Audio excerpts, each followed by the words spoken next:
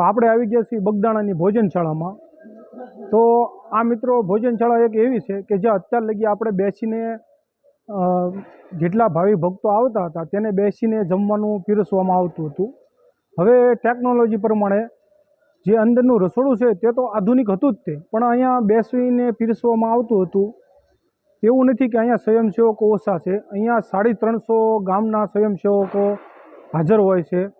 પણ સમય પ્રમાણે, જમાના પ્રમાણે કે જે આપણે ભોજનશાળામાં જમવા માટે કામ ઝડપી બને તેની માટે આધુનિકતાનો ઉપયોગ કરી અને અહીંયા આપણે નવા કાઉન્ટર 15 ઓગસ્ટના દિવસે આવી ગયા છે। તો આપણે અહીંની સિસ્ટમ નવી શું છે તે ચાલો જોઈએ।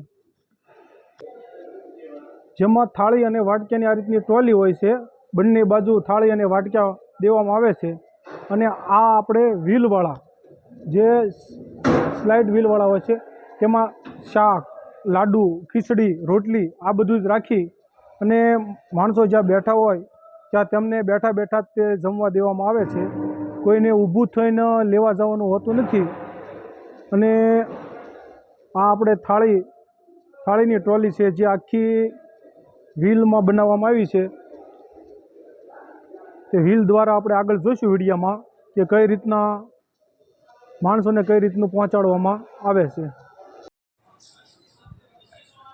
બાપા સીતારામ, નમસ્કાર મિત્રો।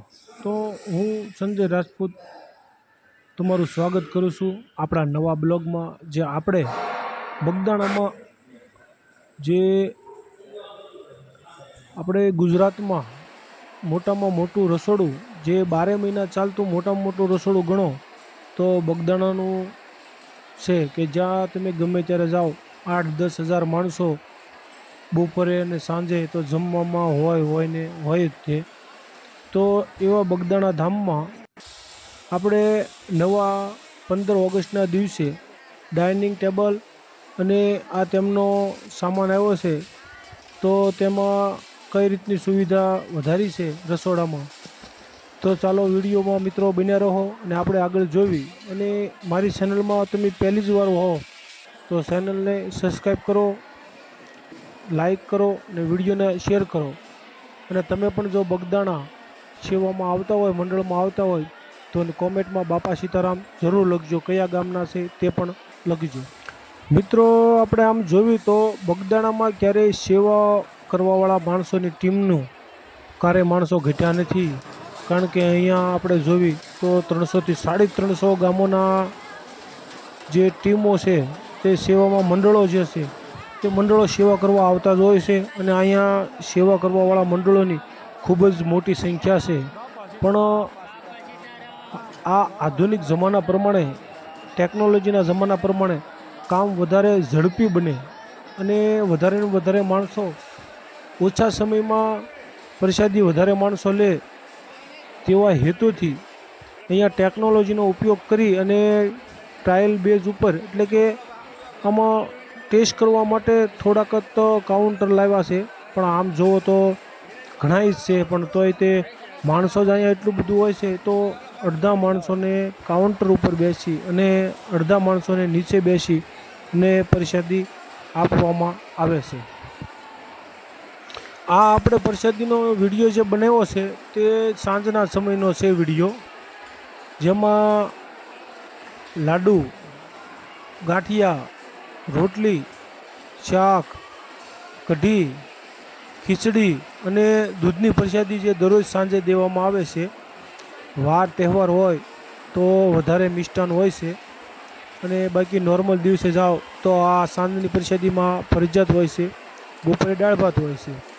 અને જે આપણે આજે દૂધની પ્રસાદી જોવો છો તમે, તો મિત્રો આપણે જેટલી વાર 3-4 વાર અહીંયા પીરસવામાં આવે છે, બધી જ વાર માણસોને દૂધ દેવામાં આવે છે।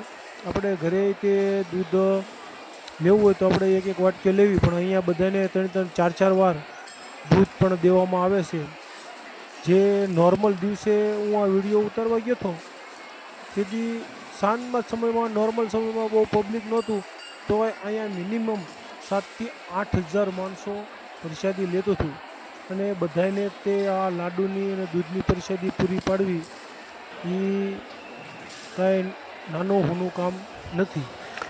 હજી પણ જુઓ તો મિત્રો અહીંયા 50% ઉપર માણસોને નીચે બેસાડીને પણ જમાડવામાં આવે છે, કારણ કે અહીંયા ભક્તોની લાંબી એવી ભીડ નોર્મલ દિવસો પણ જોવા મળે છે. તો એટલા પબ્લિક અહીંયા એટલું બધું હોય છે, તો તેને જેને નીચે બેસીને જમવું હોય તેને નીચે બેસીને, અને જેને ડાઇનિંગ ટેબલ ઉપર બેસીને જમવું હોય તો તેને ડાઇનિંગ ટેબલ ઉપર બેસીને પ્રસાદી આપવામાં આવે છે. તો મિત્રો આવા તે સ્વયંસેવકોને વંદન. બાપા સીતારામ. તો મિત્રો તમે પણ આ વિડીયો જોતા હો તો તમે બાપા સીતારામની પ્રસાદી લીધી છે કે નહીં તો કોમેન્ટમાં જણાવો, અને બાપા સીતારામ લખો. અને પ્રસાદી ન લીધી હોય તો અવશ્ય એકવાર બગદાણામાં પ્રસાદી લેવા પધારો.